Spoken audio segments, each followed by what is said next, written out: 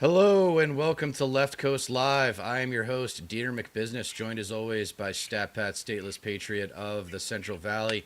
We are California lefties talking to you about national politics as well as California politics, and it is a special night for California politics, the 2026 primaries.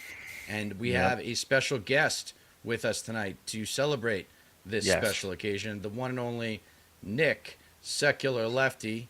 How are you, my man? Howdy, guys. Thank you so much for having me. Doing Yeah, Of okay. you're How are very you course. guys? welcome. Good. Honestly, not very.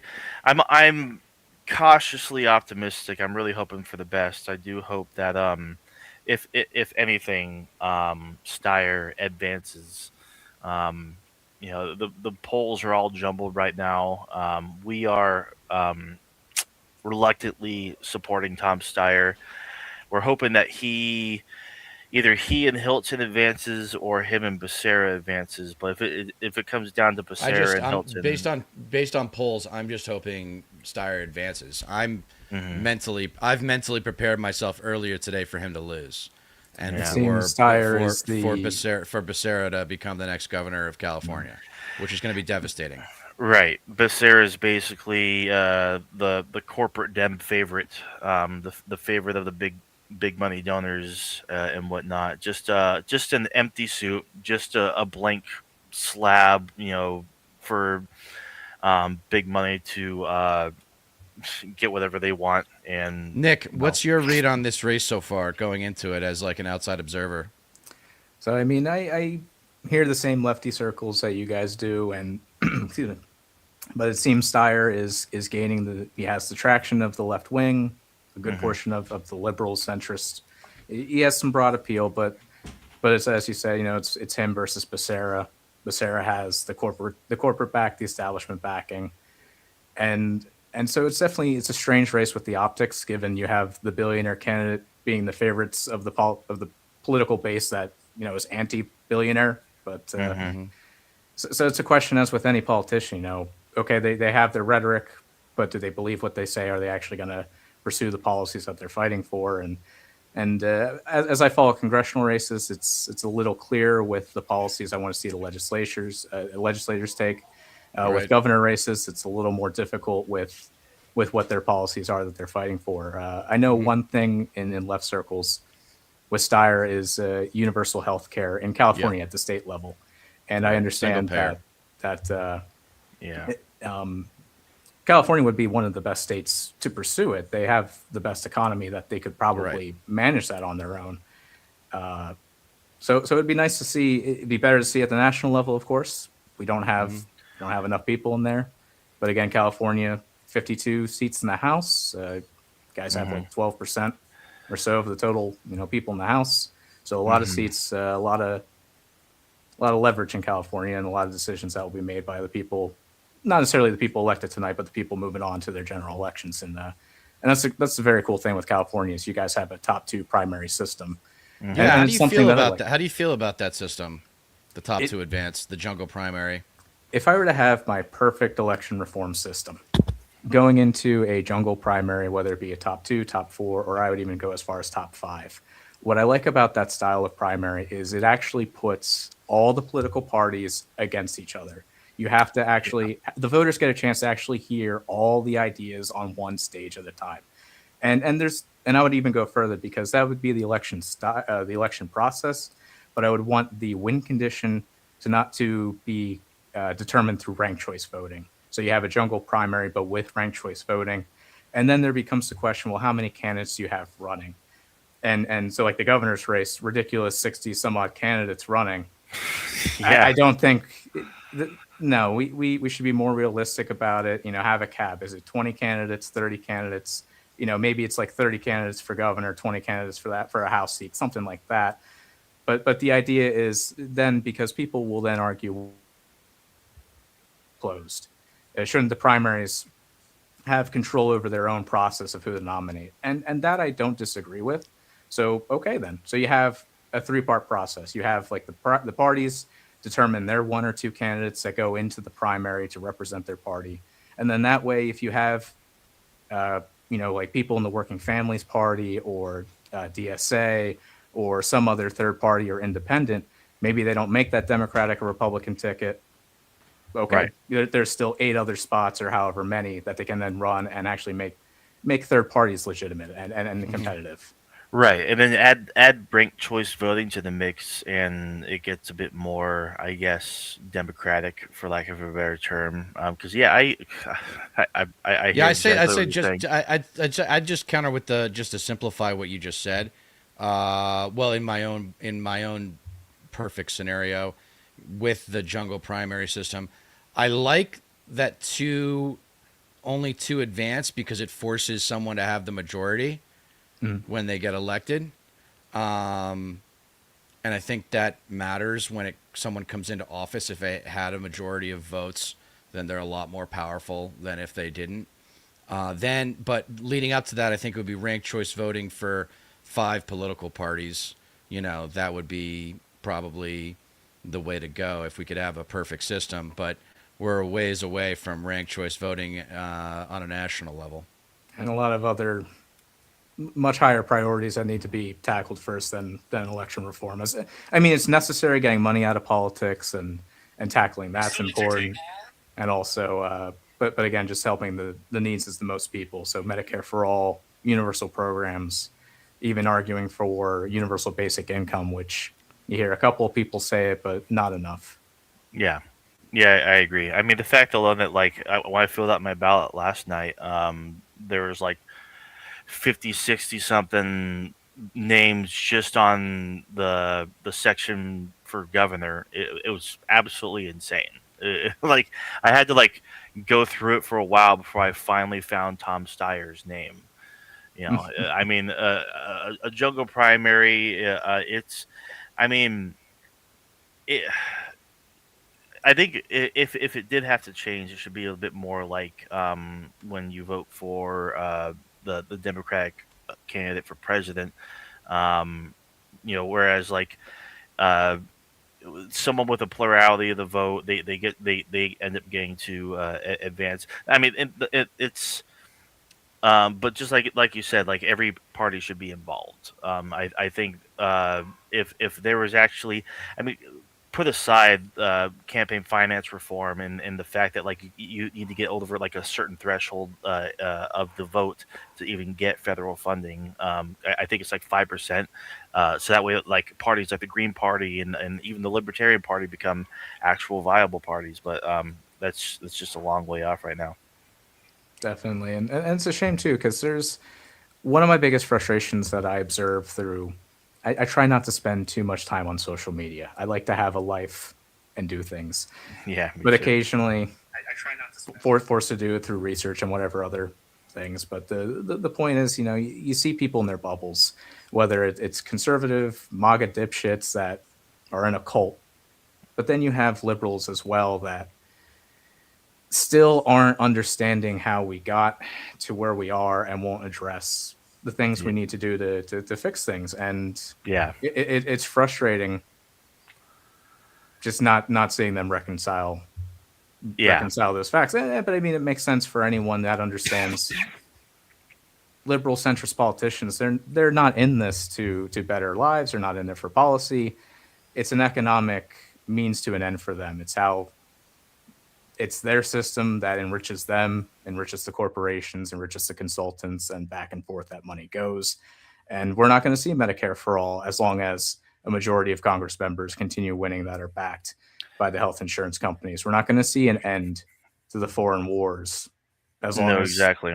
you go down the list. I mean, that's my thing, and that's like been the most frustrating aspect of the entire primary so far, at the very least. It's the fact that like the median voter just really cannot be counted on for jack shit because their priorities are so generally out of whack. And like they're just voting based on vibes. Like you're telling me that you would rather vote for a corporate backed goon who is taking hundreds of thousands of dollars in lobbyist money and whatnot because he seems nicer than the guy who is spending uh, a whole bunch of his own money on attack ads and whatnot. He just seems nicer, even though he doesn't have the policy platform. He doesn't have um, uh, positions that would actually help you as a person. Like these Democrats that actively vote against their own interests. Just because of vibes, just because of their own ineptitude and illiteracy, they're not exactly I think it's engaged. laziness. Yeah, I mean exactly. It's just I like think it's just pure. I think it's pure like people they don't just accept it. take their citizenship seriously in this country. No, We don't teach civic obligation at an early age here, and instead we have the Pledge of Allegiance, but we don't have the civic education that leads people to the conclusion that I need to vote. Not I should vote, but I need to vote, especially if you're educated. Yeah. No, Because it's more important too that they're critically thinking. Yeah. We don't teach our people to critically think. We don't teach them to think through things. And yes, there's a large portion of laziness to it, but there's also people are being worked. It's part of the system. People are too tired and not able to Yep. have the time to put into who's running in my local district, who's running for state treasurer or whatever other down ballot, and it's difficult to balance because I don't want to be part of a group of people that berates the voters out there because to some degree it's not their fault. The system is working against them and they're just too tired to do anything about it. But on the other hand, we're also here because we collectively have allowed ourselves to get here. And I think 2016 was one of the major turning points where so much damage could have been avoided hmm had we had a more educated populace. yeah, yeah, So many states with closed primaries, for example, independents, people who are unaffiliated. Yes, I understand you don't want to be part of the Democratic Party, but by you not participating in the system, you're giving up your vote, your voice, and you're just allowing the same people that create the problems to continue getting reelected when there are good people on the ballot. So many people will just dismiss like, oh, there's nothing we can do. We can't improve anything. I'm not going to participate. Well, assholes. the nihilism. It- Yeah, it's death by nihilism, and it's frustrating because I get it. So many times as I over this past year just following the primary elections. So I live in Pennsylvania. We just had our election back on May 19th. In the first district, I was hopeful and supporting of Lucia Simonelli, who was running in the first district, but she wasn't the corporate back candidate. She wasn't the party establishment back candidate. And one thing too that happens is you have voters who don't pay attention to who's running, well, just that they're not paying attention to who's running, and so when they go up to vote, one thing in Pennsylvania, and wherever else throughout the country, most times you'll be asked if you want a sample ballot, and they'll be printed out by either the Democratic Party, the Republican Party, whichever party you're with. But yeah. when you get these sample ballots, they won't list every candidate that's on the ballot.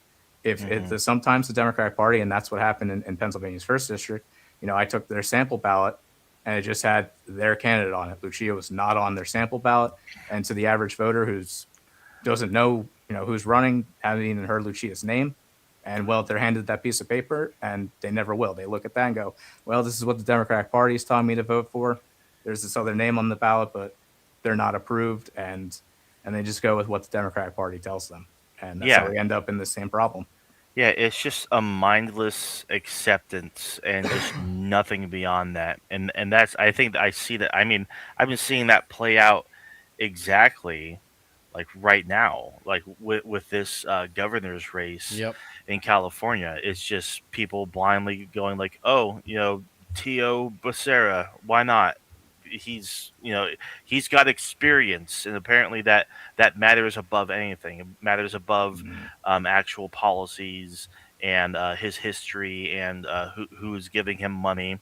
What about his He debate performance too? Like, yeah, is a and that doesn't complete even joke, seem to, and his that doesn't media even presence is a joke. Like there's nothing special about him. There's no. nothing like, yeah, this guy deserves to run or is capable of running and would do a good job running the biggest economy in the country. Like, are you kidding me? You No, know, like we really want 6 fucking years of this guy, or we like what? Why? Like this is, it's the billionaire's favorite guy, and like since when did it's just so backwards. well, I what the mean, thing is good that we're going to learn if Becerra gets elected is we're going to have to deal with the ignorance on the left because yeah, it is only by way of ignorance that you vote for Becerra over Tom Steyer. And by the way, two things, three things. One is the polls don't close until 8 our time, secular Nick. So we're hmm probably not going to be getting the results. We'll just start getting results in like an hour. So hmm that's so. And the second thing is based on what I saw is the results will probably not be tallied tonight. It's probably going to take at least a day, maybe a couple days. Some one article I saw said even weeks. Um, but that'd be uh, insane. the There other are thing is some. well, real quick, the on the ballot itself. This is the foreboding sign for me. I open up my ballot, and who's the first name that's listed? Javier Becerra.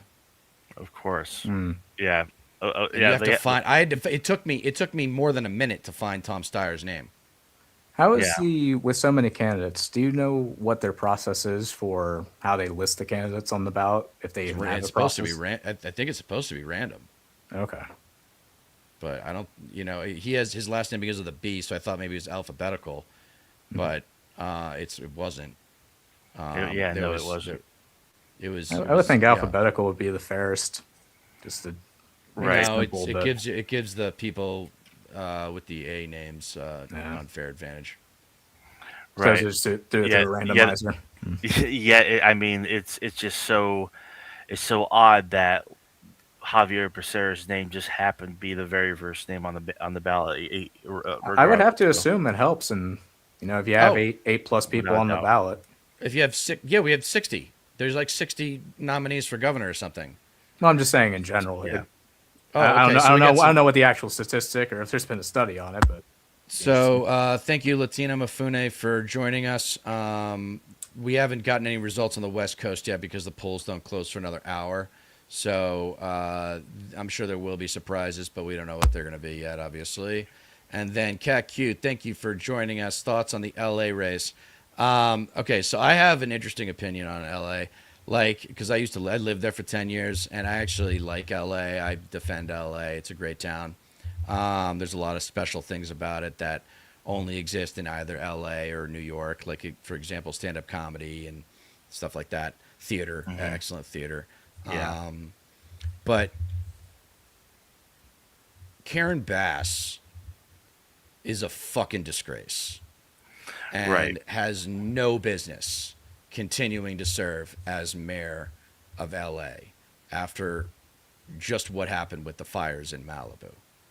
And then she fired the police chief trying to clean it up. I mean, and the resuscitation of that area, my understanding, is not going well at all.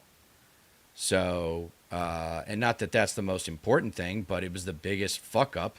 And when you make a mistake of that proportion, it should cost you your job. But apparently, the Mithra is her name, the third nominee, because you got Pratt as the Republican, and then hmm this other woman running as a progressive for the Democratic side of the ticket. She just didn't have the name recognition. Karen Bass's coalition is really loyal, I guess. But the incumbency is a huge problem. Money in politics is the biggest problem, like in terms of just the system and the kinds of people it puts into positions of power. The money's the biggest problem, but the second biggest problem is the incumbency Yes. Yeah. and the advantage that the incumbency has. And that now you're back again though to campaign financing because it should be a more accessible process to run for office. And it's Right. not. You need to. I mean, I was told that running to defeat the incumbent, who's been there for 10 years, in my congressional district, would cost $4 million.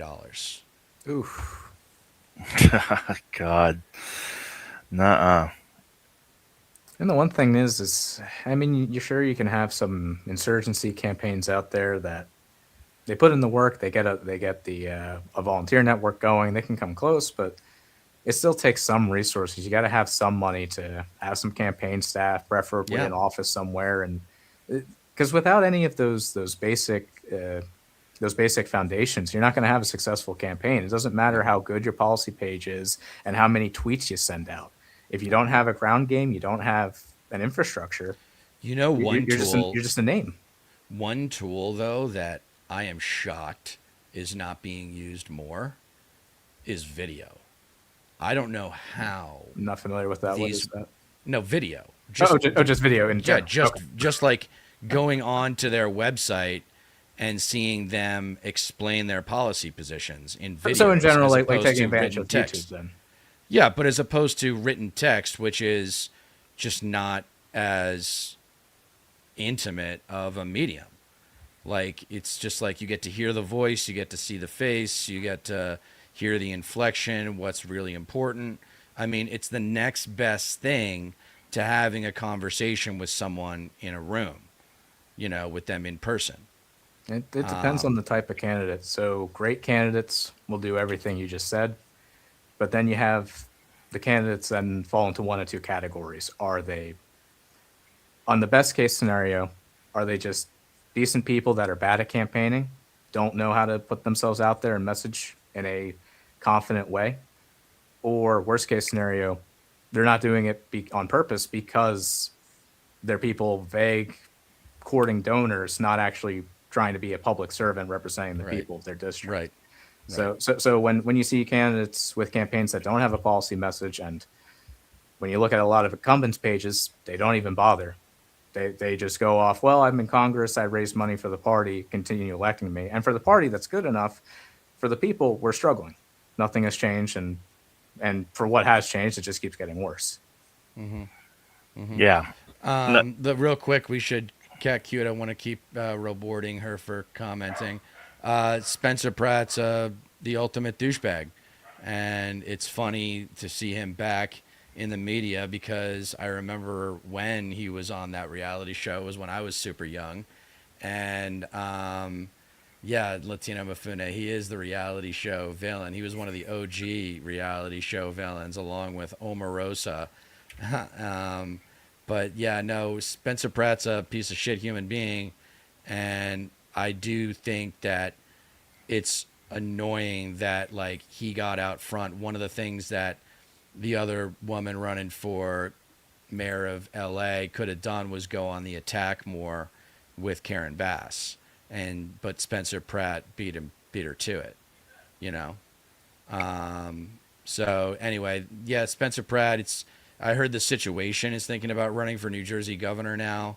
Like no, I don't know if you know the situation really. You guys know who the situation is? Jersey Shore? You Yeah, kidding? from the Jersey Shore. So Yeah. this country is just evolving into idiocracy. This is horrible. No It's kidding. already it's been Yeah. here for a while. It's been here for a Yeah. while.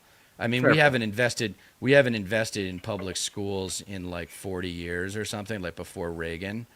You see, it's And sad that's- though, because with Trump, I mean, it's right wingers. It is what it is. He had that show. Like a lot of people reference, The Apprentice was a stupid show. I didn't watch it, but my parents watched it. Plenty of people watched it, and they'll reference I that watched it. when they say with why do you like Trump? Oh, I saw him on The Apprentice. Right. But with the Jersey Shore guy, really? Yeah. Like what political appeal is there? I don't understand, but yeah, I mean, Well, fellow Americans. that's the thing, though. Like, unfortunately, like with way too many of the electorate, way too many voters, it just, I mean, political appeal is not even like a primary motivating factor. It's not even political appeal in general is just like not in enough voters' minds at all. Because if it were, then they wouldn't be voting for people like Javier Becerra. They wouldn't be supporting people like Hakeem Jeffries or Chuck Schumer, or for fuck's sake, Nancy Pelosi wouldn't have won so many of her congressional races in San Francisco's district. And that's one of the most progressive cities in the fucking country. But not enough people go beyond just the aesthetic or the familiar faces. Because experience somehow matters more than uh, policy and shit. Well, a It's lot beyond. of times the experience can indicate that someone sucks. I mean, in the case of Javier Becerra, it Yeah. should demonstrate that the guy's been in the system since 1990 Hmm. and has done very little. And the stuff that he has touched has gone to shit in a Hmm. lot of ways. So, but I mean, Yeah, it's just little tweaks around the edges, maybe like a couple crumbs here and there, but for the majority of the time, he's enriching himself and everybody who props up his campaigns, everybody who gives him massive lumps of cash, all his rich buddies and whatnot, because that's ultimately, I mean, there are even studies on it for people who get into Congress or Senate or what have you. It doesn't even matter because it really does genuinely, truly apply across the board. When legislation gets passed, the overwhelming majority of the time, that legislation benefits the ultra wealthy over the working poor.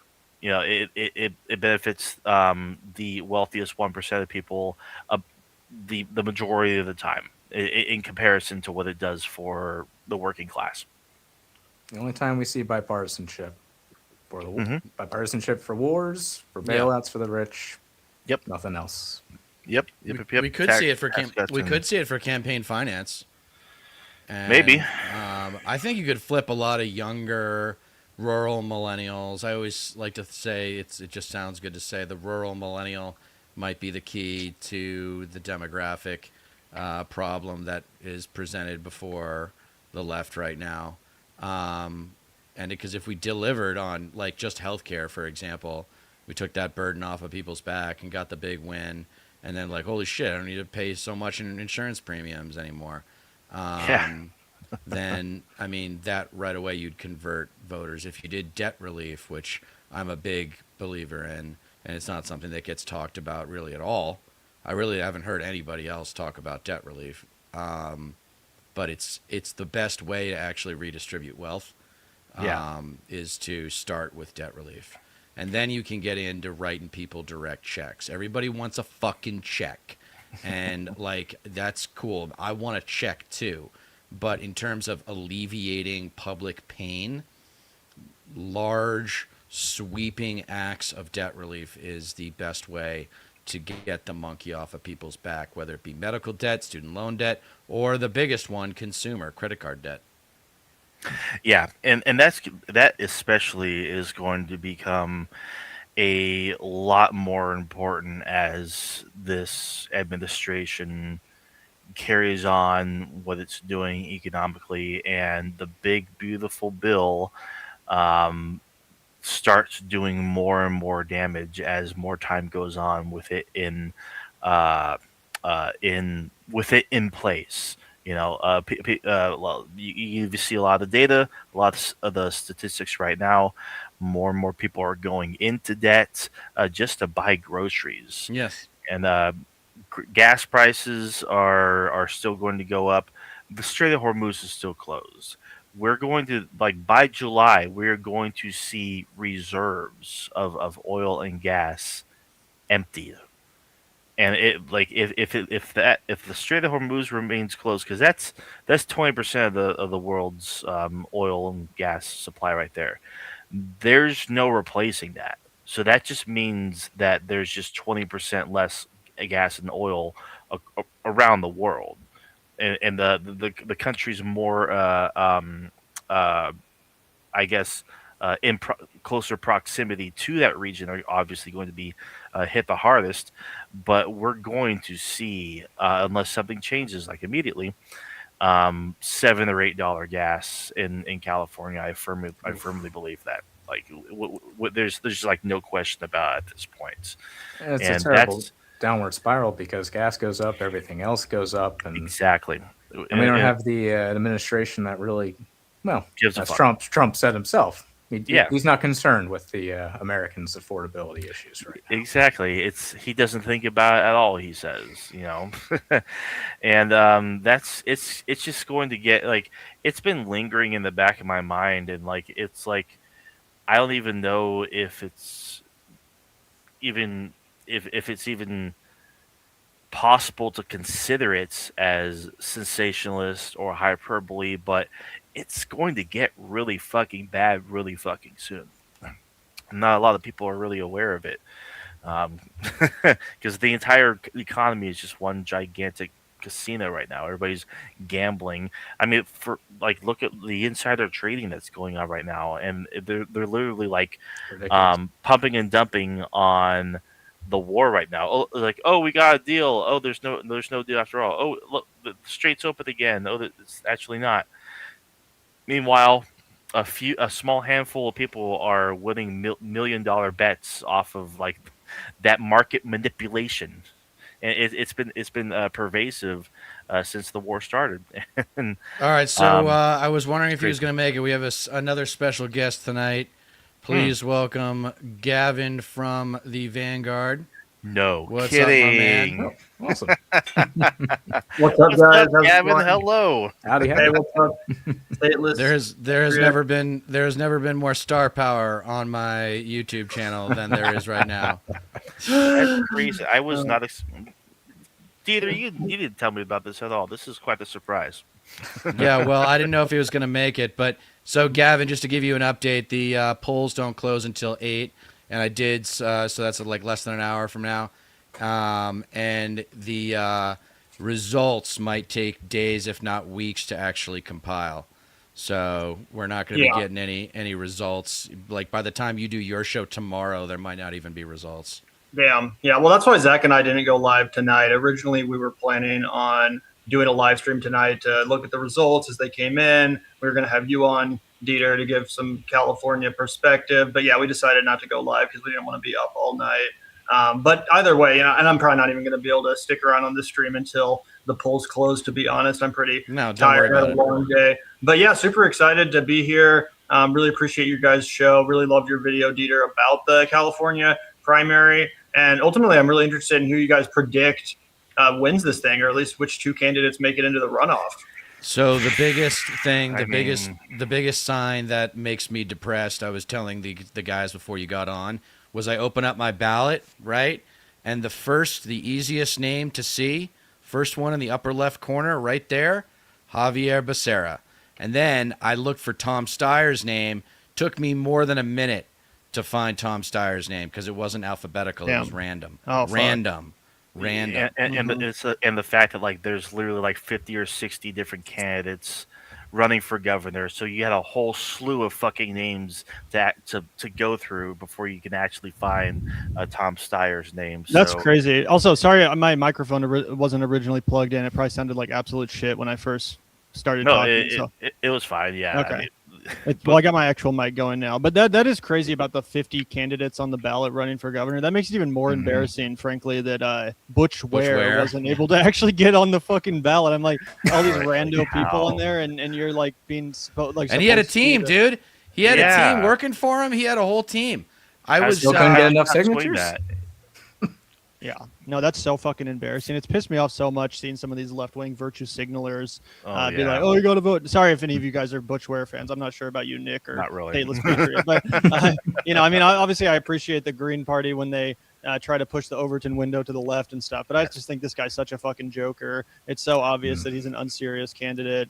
He announced that he was going to run for this when he was still the fucking running mate of Kamala Harris, or not Kamala Harris, fucking Jill Stein. Right. You know, back vice in president, right? yeah, in the most recent election cycle, he was like, after we lose this race, I'm gonna, run for California governor and lose that too. And it's just Do like, you all know? right. Goodness. Do you know his? And that do just you know ruins his their story, brand, though? too. Like, what I don't. Do you know his story? Like, I don't even know how he got so well connected to get into this position. But he's just a sociology professor at a university in the central coast of California, Right. And in like a really white part of California, and Latin brown part of California, very Latino in this area. Yeah, I'm sure he's a decent teacher. Like, I don't have anything against fucking teachers. Right.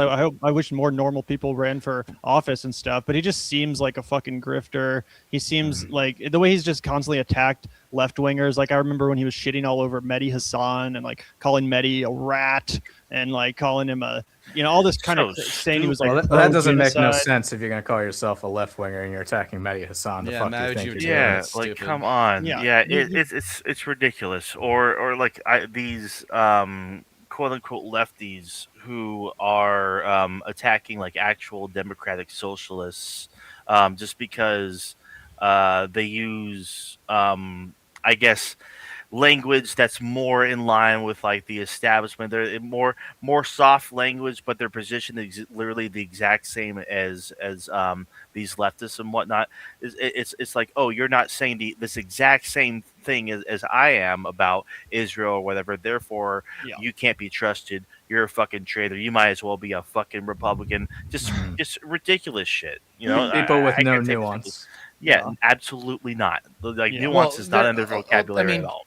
But behaviorally, what it is they're looking for an excuse to dismiss people because they're so used to being disappointed. Everyone's Exactly. so They're all fucking cynics. jaded. Everyone's so fucking jaded, and just expects failure. They Well, if I expect could disappointment. just throw something out there real quick. Yeah.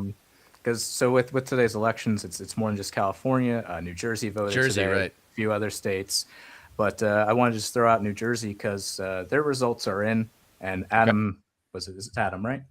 Yeah, Adam Hamaway, running in New Jersey's 12th district. No, I don't think he is a democratic socialist, but he's pretty much espousing all their policies. I forget if he was. No, he wasn't. I don't think he's not DSA backed, not like a local or anything. But he had Our Revolution backed. Basically, he had the full left wing party support behind him, and so he won his primary, and he'll be joining Annalisa Mejia in the 11th district of New Jersey. She won her re-election, and so two good representatives out of New Jersey. Hell yeah. And unfortunately, it looks like the rest of the incumbents pretty much won their re-elections. Gotcha. Although LaMonica McGyver, I don't know much about her voting record, but she seems, from the minimal research I've done, she seems like a decent politician. Doesn't take APAC money, so I can say with certainty out of so was that New Jersey has 12 districts in total. They have 3 good representatives that represent the people. So Hell yeah. we're making progress, getting Hell yeah. gains. Either way, I heard Dieter. You said that Becerra, you think he's going to probably come out on top, maybe because he was like first on the ballot, super easy to see. Do you guys agree, Nick and Stateless Patriot? Do you think that it's going to be fucking Javier Becerra and Steve Hilton? Do you think do you guys all agree that they're going to be the top 2? I'm just managing for... To be clear, I'm managing expectations. Like, I hate Becerra so much and want Steyer so bad at this point, just because there's such a stark contrast. Not because Steyer is amazing, right? But he's got the right positions. At least he's saying the right shit. Yeah, right. And so I'm just managing. I'm expecting disappointment, like I was just talking about. No, yeah, same here. But I mean, I was texting Dieter earlier today, like, dude, I hope Steyer at least advances. Like it could be, because it could be like him and Becerra. That's a possibility. But when it comes to if it did come down to Hilton and Becerra advancing, I straight up told Dieter, like, I'm going to add like just like the angriest fucking rant. I'm just going to go off. I mean, the thing is, like, we're probably not going to like get the actual results by the end of the show tonight, but I mean, it's possible. I mean, who knows? But if Steyer at least advances, like, I'm totally gonna live the fuck out. Yeah, at the very least, Same. I mean, I certainly hope he wins. What about you, though, Nick? Do you think that it's going to be Hilton and Becerra? So I don't know too much about Hilton's positions, both their policy and where they are in the polling. But as far as Steyer goes, again, I'm in agreement. He has the right policies, so hopefully he makes the top 2. It's just curious with 60 candidates running, how many people are, where are the rest of those votes going to fall? And, you're going to have, like, I'm imagining the breakdown. It's going to be 4 or 5 people that probably break double digits, but no one probably getting over 25% of the vote, or I'd be shocked if anyone gets over 25% of the vote, unless there's more consolidation than I'm anticipating around certain candidates. Another thing that's like especially frustrating is the progressive vote. You know, the progressive vote, like what's I guess marginally considered to be progressive. It's being split again because Katie Porter is still on the ballot, and And she hasn't seemed to have gotten much excitement around her she's campaign. she's been like hovering around like 8 or 9%. When it's like if she, because she's got a gigantic ego, I think that it's kind of plain to see. But if she actually gave a fuck, She would have about this endorsed state, Steyer. Yeah, she would have dropped out and like It endorsed could have made a him. deal. Could have Not made a a deal candidate not easily. caring about policy or Yes. advancing the cause. It's narcissists and their ego, Yes. and Yeah, and disappointing. that's what makes Steyer like the more preferable progressive candidate, because Katie Porter does really like more so than Steyer by a fucking long shot. It seems like she's just in there for herself. Right. You know, it's like when this isn't her first rodeo either. She went against when she was running, I guess, for what was it, for the Senate? I think she was Yeah. running against both Barbara Lee and Yep. Adam Schiff, and she split the fucking progressive Mhm. vote again. And now we have fucking Adam Schiff for a senator. Yeah. Guys, No, and it also just proves like how much her stock has fallen as a quote unquote Yeah. progressive. Because Yep. I remember when she was in Congress, people talked about her like she was, the next Elizabeth Warren, or like she was actually someone that had serious progressive credentials. And the fact that she's allowed a fucking billionaire to take that lane from her in this election, it's like, damn, sis, like you really have fallen far. No one likes you. Like literally no one likes you, because it seems like 5 years ago all the progressives would have gotten behind her instead of Steyer, but she was a complete Right. non-entity in this election, just a total fucking flop. Yeah, and she didn't make herself look good at during the debate either. And I watched you cover on the Vanguard. I watched you guys cover that, and she just embarrassed herself. Yeah. And so now we might end up with Becerra as the fucking next California governor, and that's the most frustrating thing. Is like we're gonna have this guy for fucking 6 years. It's a 6-year term.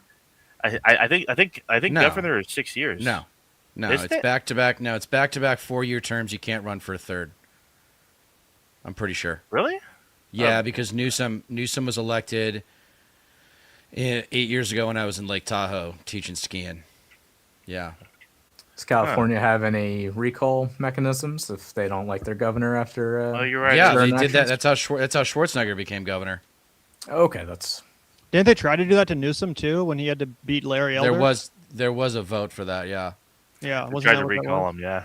But he obviously, he survived it. Newsom is such a disappointment. I don't need to talk about him, but he's just like. Mm-hmm. By the way, you should have. I don't know if you made this point on your show, Gavin, but rest assured, it will not be Newsom or Kamala for the nominee. Maybe Kamala, but probably neither, because you can't peak this early in the process. Whoever peaks this early almost never gets the nomination for president. So I'm not. I hear that, too but I nervous about it. also would remind you that in the last Democratic primary, Joe Biden was number one in the polls basically the entire time. Everyone said what you just said, and then he won. So Yeah, I've but learned that not was to- because that was because of some sketchy bullshit that with they're going to do Obama again. consolidating. That they're Yeah, going to that's do a fair again. point. If it comes That's down a to fair AOC point. and Gavin Newsom, then you can expect all They're the going to pull fucking strings. Yeah. Yep, they're all going I to drop would- out and endorse Newsom. So I hope you're wouldn't right doubt it, about yeah. that. But I do think it's wise not to underestimate Newsom, even though I think I totally agree with your analysis of him. I do think that he's what a lot of Democrat and liberal voters are looking for, which is just like your average politician man who they think can win. Like, oh, this guy is charismatic and competent, and he's good on TV, and he looks like a president, and he can win against MAGA, and AOC can't. That's what we're going to hear a ton of. But I'm hoping Yeah, we have more electability. voters now who Not looking know to forward to demand that. better. It's not just about, like Gavin Newsom. I was talking about social media earlier, and like the liberals on Blue Sky, just the praise that they throw on Gavin Newsom when he does a post against Donald Trump, and it's just like, This is the lowest form of nothing. Yes. Like what It's such a low this bar. is what excites you? And it's not even him actually running his Twitter account Ah. either. It's like some That's the worst actual part. Someone lady. else probably That's the doing it thing. too. It's just like, go Gavin Newsom, go. It's like that's not even him. Yeah. Like, come Well, on. Meanwhile, you it's- guys got ICE in the streets terrorizing your communities and allowing his police forces to work with ICE. Same thing in Michigan and New Jersey and everywhere else. And like a lot of these governors that are trying to position themselves in a good place for the presidential 2028 run. It's I no governor inspires me anymore. Like not even Pritzker in Illinois. I mean, Tim Walz let everyone down when he was like fucking, That's being true, mealy yep. mouthed. And I love Tim Walz, but I Mhm. was like, come on, bro, Mhm. you got to fight a little bit harder than this. But they don't want to start the fucking civil war. That's the thing. They don't That's wanna, the fine the line. state- The balance. They're too obsessed with they're too preoccupied with playing nice. They don't want to get on anybody's bad side. They don't want to hurt any feelings because But here's the problem: because once November rolls around, what are they going to do when ICE is at the polling booths? That is not ruled out. right. Yeah. Even if they're doing so illegally, it's just like, I mean, so what are you going to do at that point? Because at that point it's going to be too late. Even if they are violating the law and intimidating voters and whatnot, Right. like how exactly are you going to approach something like as drastic as that? If you're not showing any spine right now, it just sows distrust in your ability to fucking lead. Yeah. Totally. So if I were running for office right now, I would use the following metaphor. Ready? Right hand, I'm going to destroy MAGA. Left hand, I'm going to replace MAGA. 2 fists, 10 fingers. Ready? So with the right hand, which is you're destroying, you're talking about prosecuting MAGA. You're talking about abolishing ICE, APAC, abolishing APAC, and campaign finance reform, and a whole bunch of other shit. And then with the left hand, it's like things like Medicare for all, raising the minimum wage, strengthening unions, campaign. Oh, I just said campaign finance reform, but the products, right? The things that we're actually selling as ideas. Yeah. But in order to get to that moment of salesmanship, you need to demonstrate that you're going to beat the shit out of the conservatives. And to your point, Gavin, that's what he represents, is like the surefire win. Whoever introduced this word electability into the public lexicon ought to be crucified, because it's just like it's this narcissistic entitlement that Americans have about politics, where everyone's a fucking expert. It's like, you have no idea who's more electable and who's not. Like, I thought you guys hated the polls. Half of the people I talk polls with, they hate the polls. They're like, oh, well, it's just a poll. And I'm like, well, when I see Gen Z flip 52 points on Trump, that's beyond the margin of error statistically. So, that far. means something. That means something. The Latinos, I think the biggest demographics that have swung on Trump are Gen Z and Latinos, because there wasn't much swing that needed to be had with millennials. Yeah. Yeah. Yeah. I guess my point is just to not underestimate the blue sky libs. Like, we're kind of in our left-wing bubble, but I mean, look what's about to happen potentially tonight in California. They're about to choose fucking Javier Becerra, the Gavin Newsom alum, or whatever you want to call him. The guy who fucking is obviously just an extension of Newsom's status quo. He's very likely going to win over Tom Steyer, who's actually promising a bold progressive vision. So it's like, I think that in some ways we have to look at that as a warning sign of what's to come. Yes. Yeah, I agree. it's like we were actually discussing it before we joined, Gavin, but that's probably been my biggest frustration is I mean in this whole primary cycle so far is these politically disengaged liberals who are tried and true Democrats, the same kind of liberals that will eat up dopamine rushes from fucking David Pakman or Brian Tyler Cohen, because it's just fucking junk food. It's like, oh, Trump's screwed now. Look what Trump did now. Trump embarrassed. Blah blah blah. It's just like, fuck all the way. For these exact same types of liberals have nothing to look forward to once Trump is gone, because that's the end all be all. Right. And that's also these same type of Democrats are just so willing to be fed the next candidate, and that's exactly who Javier Becerra seems to be. He's the next. It's like here's the guy because he has the most experience or whatever. Because he seems nice. Because he's actually he's got a charming smile. Oh, Tio Becerra. Even though he's beholden to major corporations, he's taking hundreds of thousands of dollars from Chevron.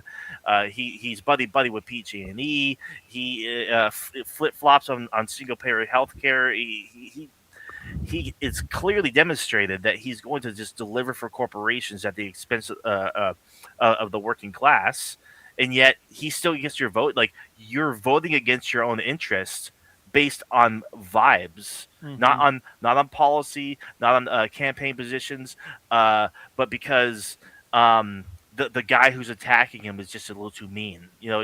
I'm so tired of seeing Tom Steyer all the time. Therefore, I'm voting. Fuck you. Like, It's these people should not be allowed to fucking vote. I swear these people should have their right to vote just stripped. I swear to God, because that's how we get people like fucking Gavin Newsom in the first place. How the fuck are these people viable? Like, Right. Well, Well, it's at least Gavin consumer- Newsom ran as a progressive. At least he was promising fucking progressive Right. shit, like Medicare for all or whatever the fuck his promise was. Calcare. Right. Yeah, It's like at least he pretended to be progressive. Becerra's not even pretending to be No. progressive. And to Dieter's point about electability being just like a fucking stupid bullshit concept, it is. And the problem with it, and the reason why establishment Democrats love to fixate on it, is because they can just talk about that instead of having a policy debate, right? Right. It makes policy irrelevant. It makes your platform irrelevant if all you care about is electability and choosing the candidate that has the best chance in the general, which really means the candidate that they think will most appeal to independents and moderate Republicans and shit, right? Yeah, All of a sudden, it doesn't matter what AOC is running on versus Gavin Newsom or Becerra versus fucking Right. Tom Steyer, because it's just like, who's the most electable? No, and I swear to God, California voters in general are the most privileged fucking people in the entire country. The most privileged portion of the electorate nationwide. Because, like, here's the thing: a Republican is not going to fucking win the governor's seat. Like, period. That's not going to fucking happen. And so, they're so fucking CNN brained to where they think that, like, oh, MAGA and the Republicans are such a huge threat in California and whatnot. It's just like, this isn't this we're not talking about federal elections here. We're talking about the governor's race. We're talking about a statewide race, a statewide primary. Do you really fucking think Steve Hilton is going to come out on top? Like, no, like it's going to come out to the top two polling Democrat candidates.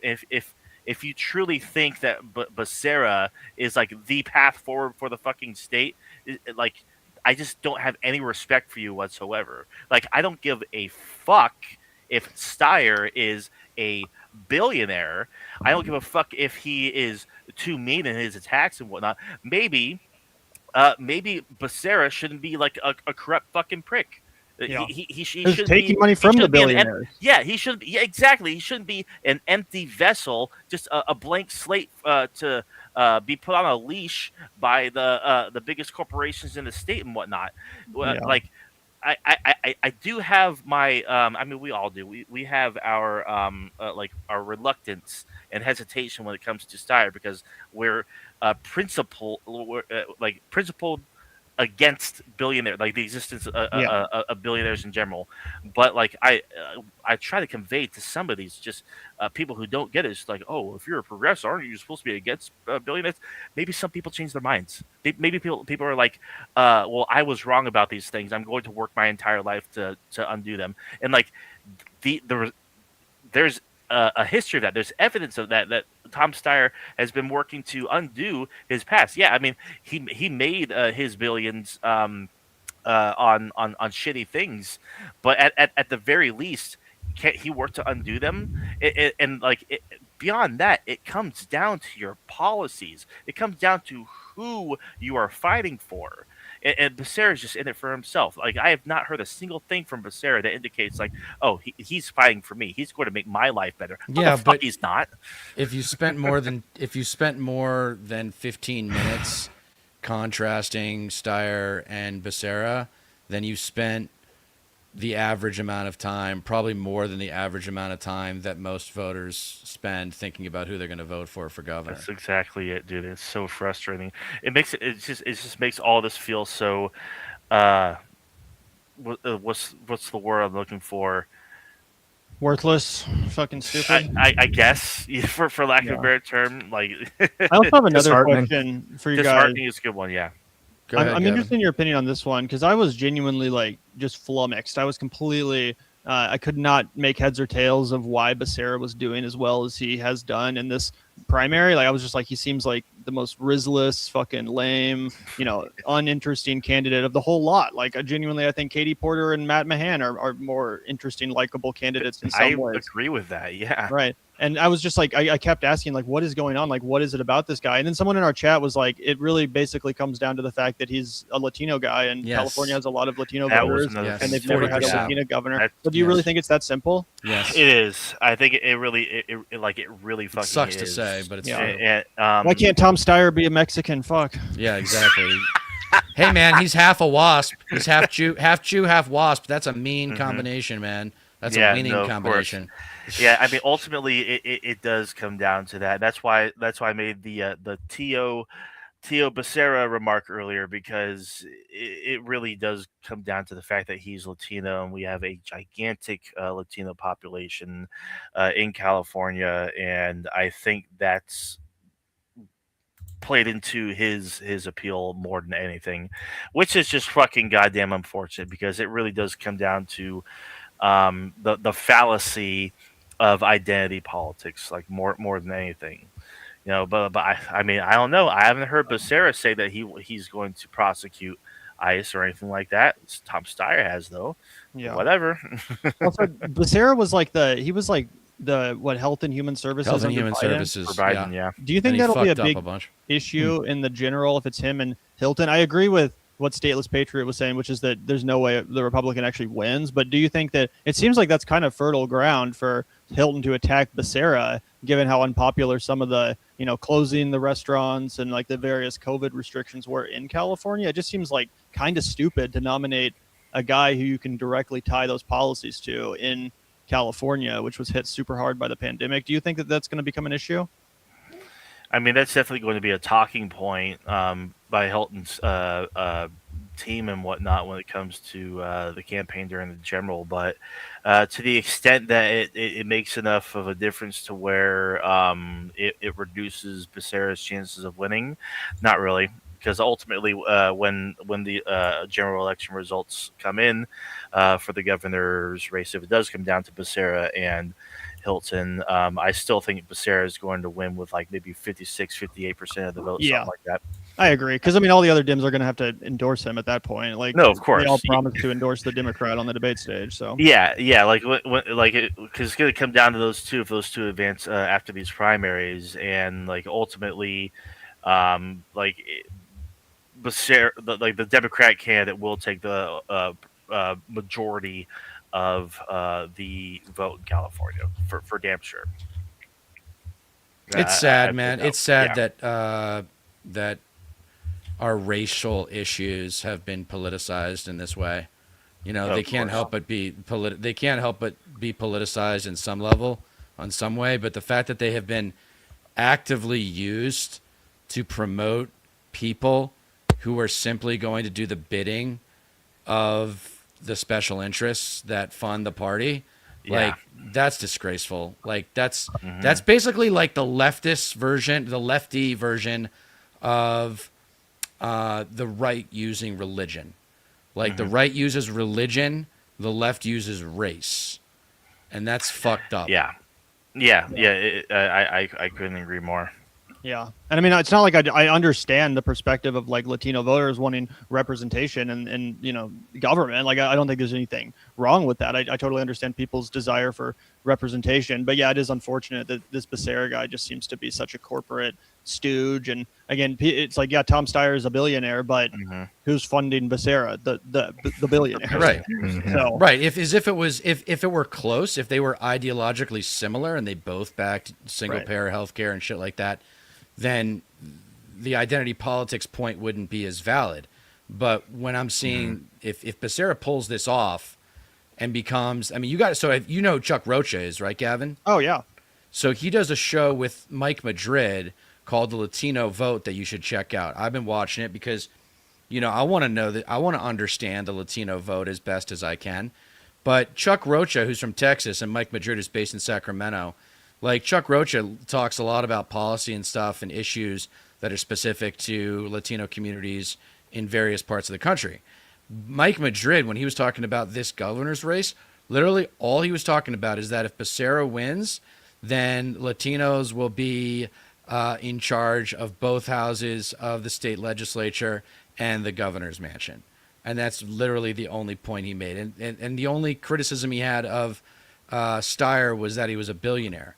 So, I mean, like, yeah, the sports problem, right? Where it's like, I'm on Team Latino and I'm going to vote with my Latino friends. And talk about people who are busy and have no time to fucking research politics. It's working class Latinos in California. Jesus Christ, they have no time on their hands. So my heart goes out to them, but they've been swindled. Yeah. They've been swindled. And this case is so egregious. That's the problem is the sheer difference in the two of their position platforms suggests to me that, you know, there's retail politics, which is handshakes, which is tough to make work in California because it's so fucking big. And then there's media politics. And I think Steyer's done the best he could with what God gave him in terms of a personality and obviously what he earned for himself in his own personal wealth. But if he doesn't, he should be running away with this thing. And the fact that he's not is a testament to California ignorance. He could win. We can't. No. But I'm just, you're absolutely right. We should maintain hope. But it's just like the right side of the aisle always gets called ignorant for obvious reasons. They're the least educated, the least diverse, and so forth. But there is a lot of ignorance on the left, and we have to come to terms with that. We have to like be explicit about taking that shit down because, you know, the people don't even know what the difference between neoliberalism and progressivism is. Yeah. You know, or neoliberalism and regular liberalism, for that matter. Right. Yeah. Well, Bill, in my Bill Clinton essay that you should check out, I theorize that Bill Clinton killed liberalism. He transformed liberalism into neoliberalism and basically became the Democratic Party's Reagan. 100%. Yeah, one of my favorite books is Listen Liberal by, what's his face, Tom Frank or whatever. Yeah, that book really spells exactly that out. So 100% agree with that. But yeah, I am still holding out hope. I think that there is a chance these polls have been a little bit off. We've seen it before. And they've been really close, too. It's not like all the polls have Tom Steyer way down. Margin of error polls. Exactly. Yep. So I think there is a chance that it is either Tom Steyer and Becerra or Tom Steyer and Steve Hilton. If it is Tom Steyer and Becerra and Steve Hilton doesn't even make the top two, that'd be awesome. It would be, but I do fear that all these other Democrats that are currently running would rally for Becerra and get like the California version of the Obama phone call and Gavin right. It's a good point. Right. I mean, everyone endorsed Becerra. And that is actually a possibility too, because there are actually a lot of Republicans, a lot of conservatives who are still championing Chad Bianco, who's the other Republican that's up there in the polls and whatnot. Not nearly as high as the top three, but like you can see, like there's still like a lot of organic support for him out there. Right. So that might be an advantage. It might actually draw away from Hilton's support, but who knows? Another thing is, I mean, just to, I guess there to maintain, I guess, some hope when it comes to Tom Steyer's chances. When I posted it earlier today on Instagram that I voted, I dropped off my ballot. I clicked the hashtag button and I typed in Javier Becerra's name, and it only showed there's only like 2,500 posts. But then when I put the hashtag for Tom Steyer's name, it was like 7,500, 8,000 posts. something like that. So there's more posts about Tom Steyer than there are on Instagram that actually have the hashtag on it. So Right. I mean that's just an anecdote. Well, But he was I rumored mean, to be paying influencers. I don't know if he there's actually something was. Oh, no. I don't He know. was I don't care enough about. I don't blame him, dude. If I was a billionaire and running for office, I'd throw everything in the kitchen sink Yes. at it. I was Yeah. I was psyched to see some Hollywood stars step up. John Hamm stepped up and endorsed Yeah, the Hulk. Steyer. What's his name? Mark Ruffalo? My doppelganger, Mark Ruffalo, stepped up and endorsed Steyer, but he's great. I think Among others, Rokana- I can't think Rokana of right endorsed now. him, too. But yeah, it was just a little bit late. I was just a little bit late because the voting was started a few weeks ago. And Yes, so that's it's like the thing, those too. endorsements really needed to come in No, a few yeah. weeks prior to the ballots coming out. Exactly. I don't even want to call him a liberal, but he's a dino, like a vote blue no matter who, Zionist Blue shill, MAGA? like yeah, big time, just this big idiot, he's just a punching bag for me, honestly. But he fucking already cast his ballot like 3 weeks ago, and he is like unashamedly pro Becerra, because he's just mindlessly, fucking go or party go, that kind of shit. But and that's the issue too. Is it's like if voting is not all done on the same day, and like you can just send in your ballot, or drop off your ballot weeks in advance, then like those like the race can change drastically within a few Yes. weeks, like without a fucking doubt. So like people that have already cast their ballot, but it's like, oh, I changed my mind. Is it just too late at that point? Like that's why those endorsements coming as early as possible really fucking matter. Yeah. Totally. Yeah. Nick, what's on your mind? You haven't talked in a while, bro. What's going on with you? I was just going to jump in there because I often question that too because with campaigns, I think we all understand there's well, first off, all of our campaign lengths are way too long. Yes. It would be nice to have not be in constant election cycle mode, which it feels like we've been in for the past 10 years. I digress. But no, I mean, like as far as endorsements, the momentum of a campaign is going to make or break that campaign. And if you're waiting to the last minute, and especially in a situation where you have, so I guess you guys said 3 weeks early to do these mail-in ballots. Yeah, that's a lot of time early. A lot can happen in 3 weeks as we're seeing recently. Yeah. So, Do you think there was any outreach on the part of Tom Steyer to try to get like a Bernie or AOC endorsement? Because I was kind of hoping that Bernie would come in and like save the day. Well, do a that's rally. Bernie did a little bit, and Our Revolution endorsed Tom Steyer. That's what that I was was about about a to month or mention. so back. Yeah, But yeah. after that, it was largely silent. Yeah, I know Yeah. Our Revolution did, but like Bernie himself, it's not like he rallied with Steyer. Yeah, he didn't. Oh, I thought he made a statement at least. Though. He did say something. I think Bernie said that. I mean, oh well, I forget exactly what he said, but like it essentially rounded up to like, oh well, Tom Steyer is a billionaire, and I am fundamentally against billionaires. So He discussed the optics of it and the irony of it, but then Yes, still went that was- forward and went, "This is the best guy in the race," and Yeah. back him. right, Yeah, I, mean, yeah. I get why Bernie didn't want to, just because of the fact that it like he is a billionaire. Bernie's whole shit is like being against billionaires, so it's kind of awkward. But still, I could have was sworn that was Exactly. an actual video by Bernie. I'm gonna see if I can find it. Yeah, I think it was like he wanted to maintain consistency in his principles. So like actually endorsing making an endorsement of a billionaire would have been like very much like if I was in his position, it would feel like the most awkward thing in the world. But Totally. his organization, Our Revolution, did endorse Steyer, I think, a month ago or something like that. So, Right. And that's not the only major progressive endorsement that Tom Steyer has gotten either. You know, he's actually gotten a lot of pretty like decent endorsements from various progressive committees and organizations and whatnot. Yeah, but he couldn't get the endorsement for the DSA, unfortunately. He I got thought a they lot did of. put him in there. They got him. They gave a lot of individual chapters gave him recommends, but the DSA is very proud of how hard it is to get their endorsement. Yeah. I was a It's little funny. disappointed with them because at least two house races, Shaikat Chakrabarti in the 11th. Yep.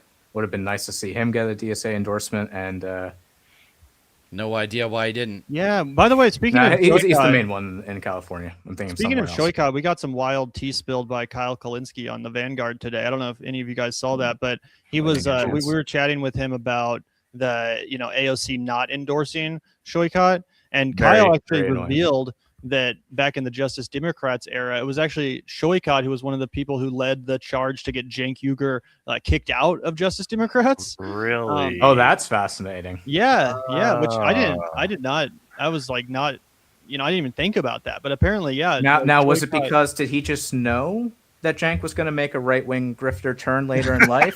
No, Did he just know? You like or- 10 years in advance. Yeah, I mean, That- in that that I sense, defend in that him, sense it's but- actually aged pretty well from Shoikai. But at the time, I do remember thinking that, like, seriously, like, you're just gonna boot this guy because of his like resurfaced fucking blog posts where he was like making sexist jokes in like 1998 or some shit. Like, that was crazy to me at the time, and obviously Kyle thought so too. He resigned alongside Jank in solidarity with Jank. But yeah, apparently Shoikai was behind the scenes being like, yeah, get this guy fucking out of here. Like, this is bigger than him.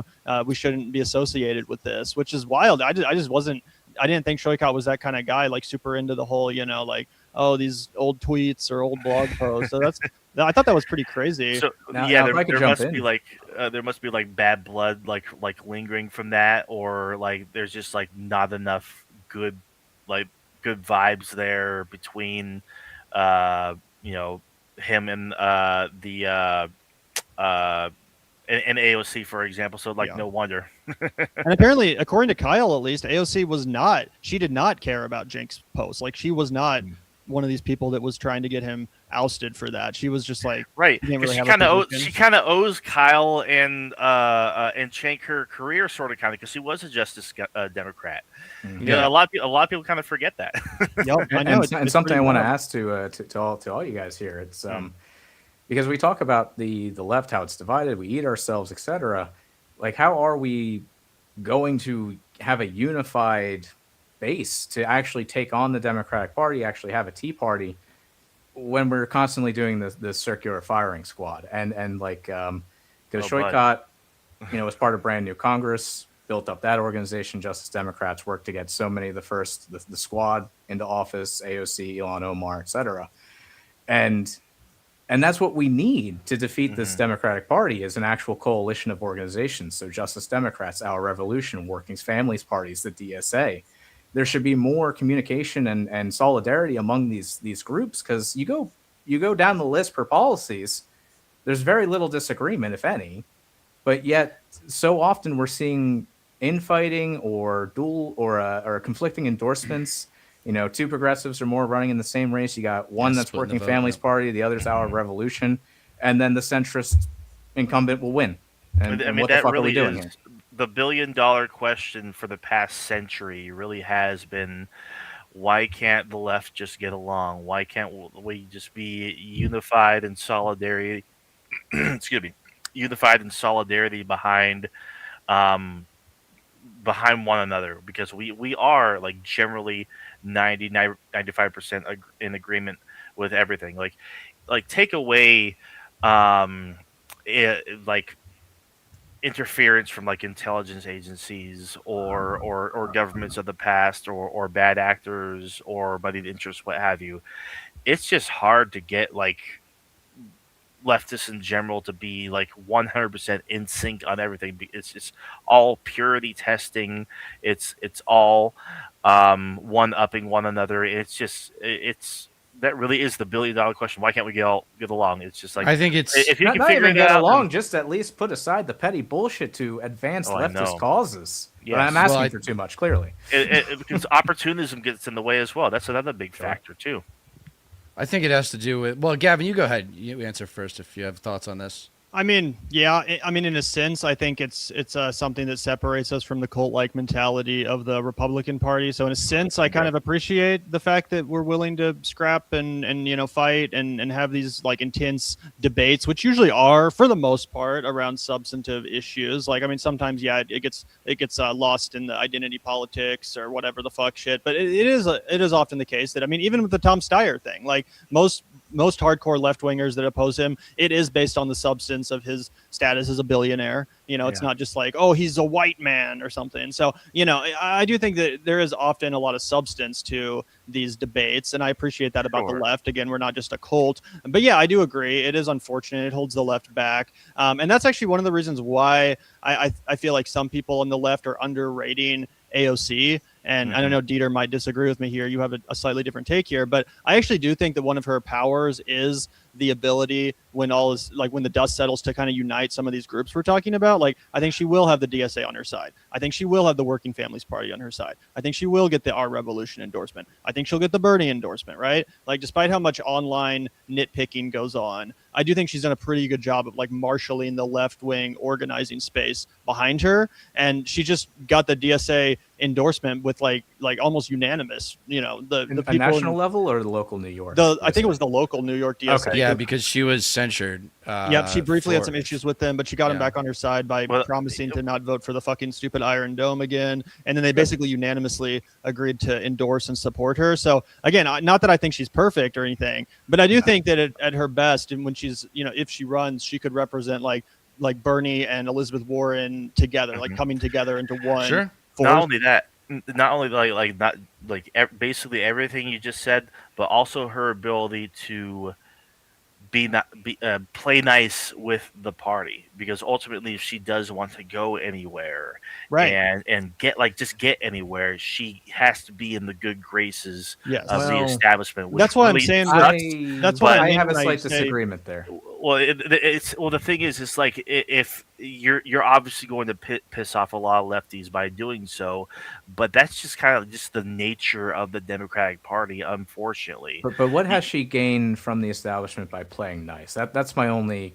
Well, I think the point that's I mean, there's probably stuff behind the scenes that, of course, I'm not aware of. However, there's definitely some tactical decisions she could be better on. I'm not saying abandon her, but I agree with both of you. But I think Stateless Patriot's point is that what she gains is that they're not going to try as hard to fuck her over when she's running for president or when she actually is president, hopefully. Like, you think about what they did to Bernie and how they just fucking obviously rigged it against him. That's what I mean by AOC being kind of the unification of Bernie and Warren. Like, she has Bernie's policies for the most part, but she also has, I think she's more of a Warren in the sense that she does have more relationship with the party. And in fact, I think that she probably made a deal with Chuck Schumer. Like, people keep saying she's maybe going to challenge Chuck Schumer. I say bullshit. I think she made a deal with Chuck Schumer. She's going to let him have his last term in the Senate, and in return, he's going to do his part to make sure that she's not totally fucked over by the power players. That's what I think too. You know what I'm saying? Because ultimately, like, when it came down to it, it made the most sense. That would be like the most logical stepping stone. And me and Dieter agreed on this for the longest time, that she should ultimately take Chuck Schumer's seats, because he's fucking awful. He's fucking horrible. He needs to go.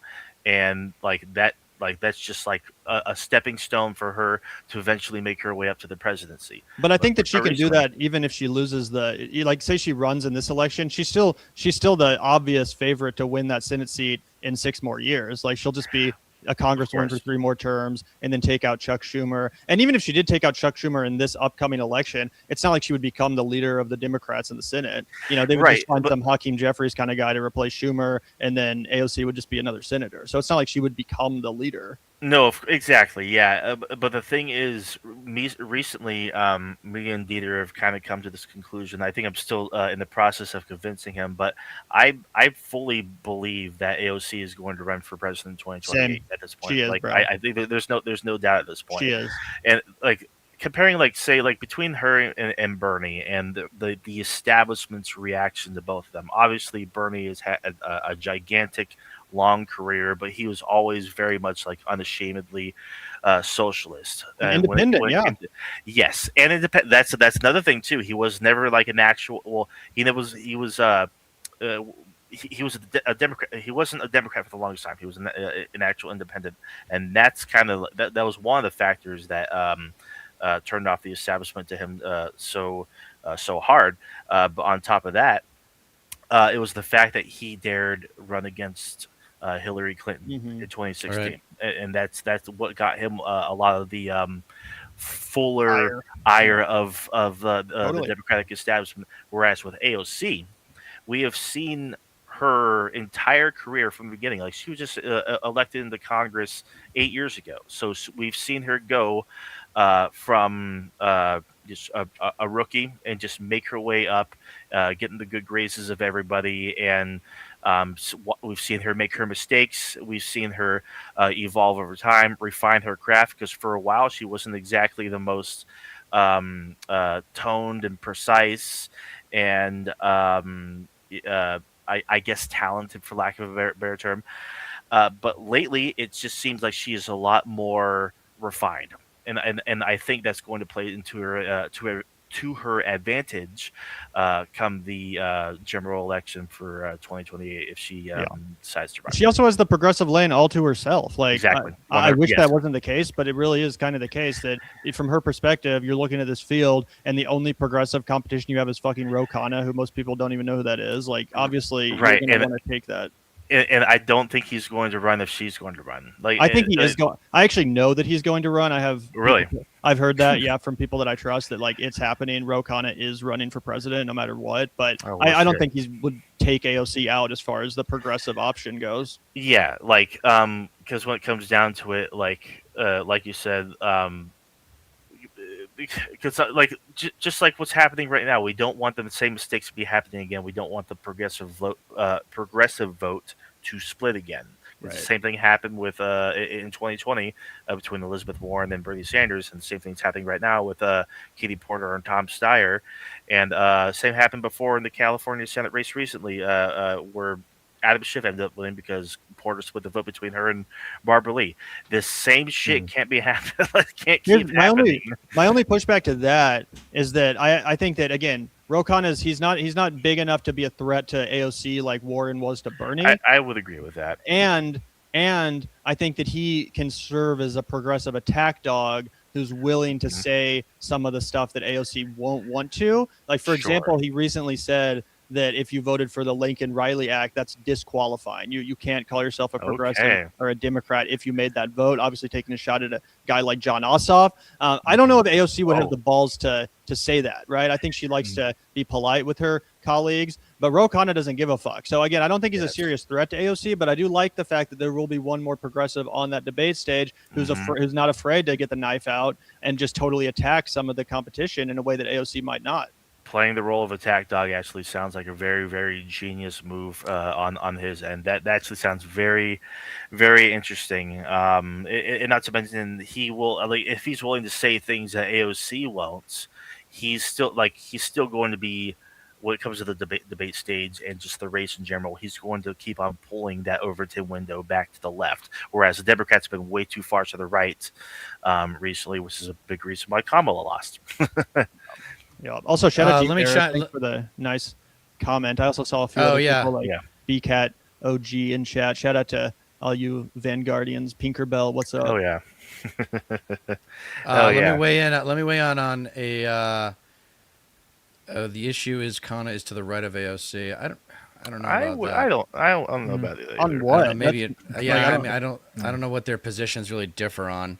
The only thing, like you were talking about, is the history, the baggage. Who has more baggage? And Rose got a little bit of baggage with the Marjorie Taylor Greene Right. relationship. Here's a couple things. Look, I've kind of like compartmentalized my AOC feelings because she means so much to so many leftists. So she's gonna do what she wants. I'm not going to fault her if she goes for president. I would just make two observations. One is that there's only been one president that ever came straight from the House of Reps to the White House. That was James Garfield back in the 80s or something. The only one. Only one. Only Damn, one president. I didn't even know only, that. only one president has ever come from the House of Representatives. So that's something to think about. The other thing is that it's just a basic instinctual talent evaluation from me. I think she would do better as a creature of Capitol Hill.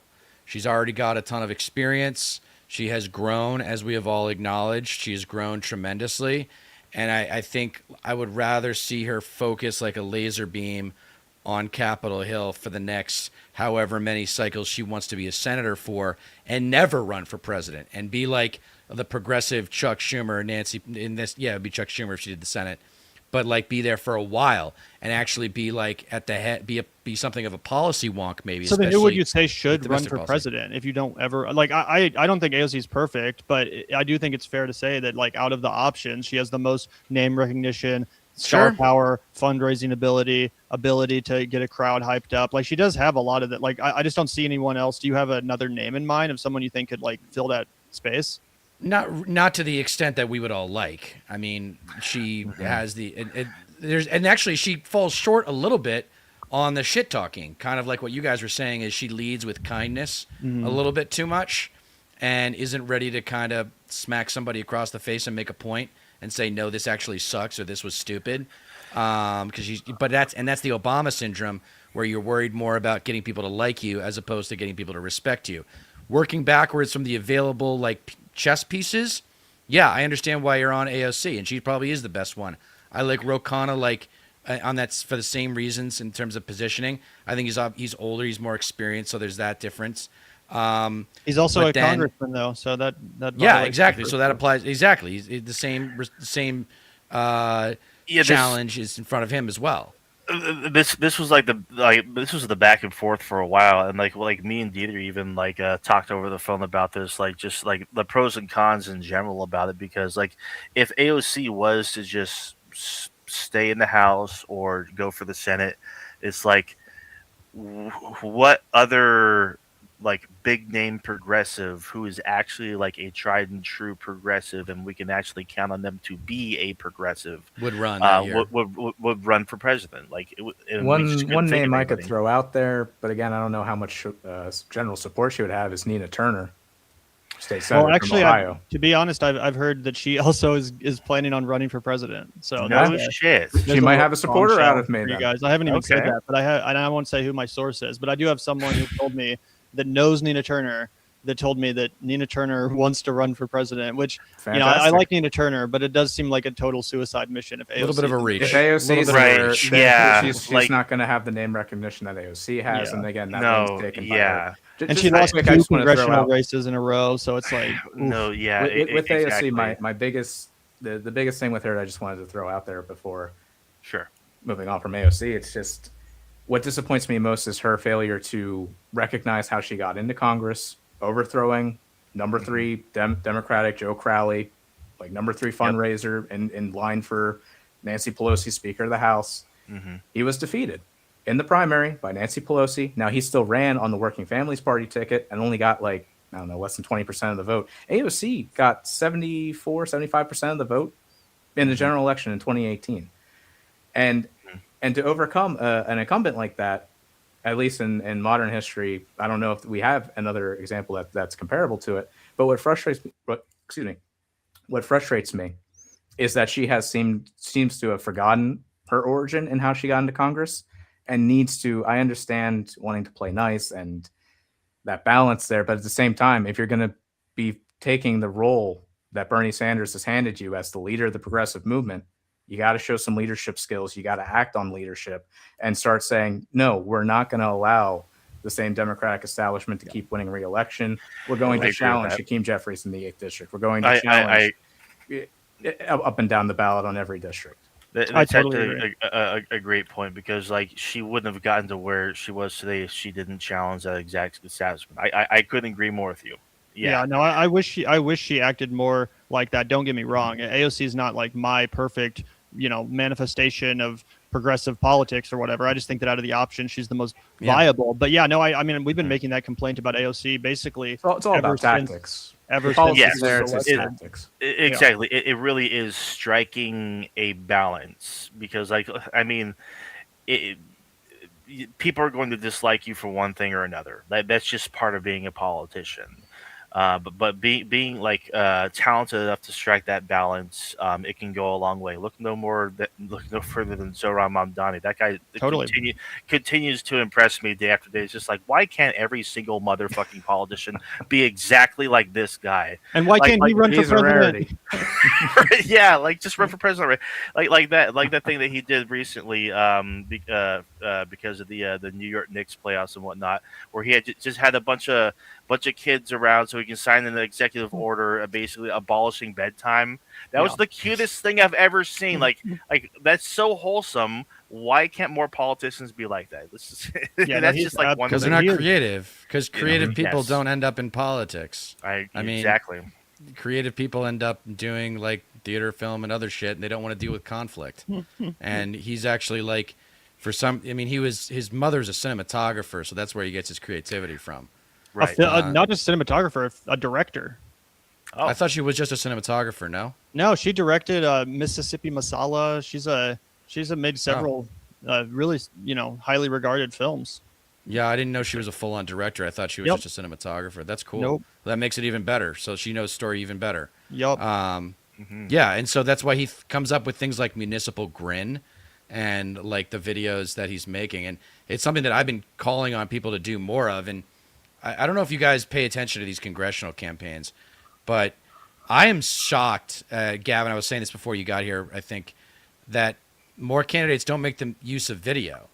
Like you go onto these websites for these candidates and it's all text about like their positions, or there's like endorsements. Like get to know the candidate. Oh, here's me with my wife and 2 kids and 3 dogs. And it's like nobody gives a shit, you know? Where's the video? The video is like the next best thing to talking to someone in person. So why are they not utilizing that tool? I don't get it. I mean, for some of them, it's because they don't have the riz that like Zoran does. Like he is uniquely telegenic. He's so fucking good on camera. I mean, I don't know if it would really even help a guy like fucking Becerra to put out a bunch of Zoran style videos where he's like talking to taco truck owners or something. It might just, it might just put a magnifying glass on how fucking rizless he is. But either way, I do agree with you for the most part. And I think that was one of Zoran's real achievements, was understanding the internet, understanding how to make videos that will go viral and get attention and be fun and wholesome and also substantive. So yeah, I totally agree with that.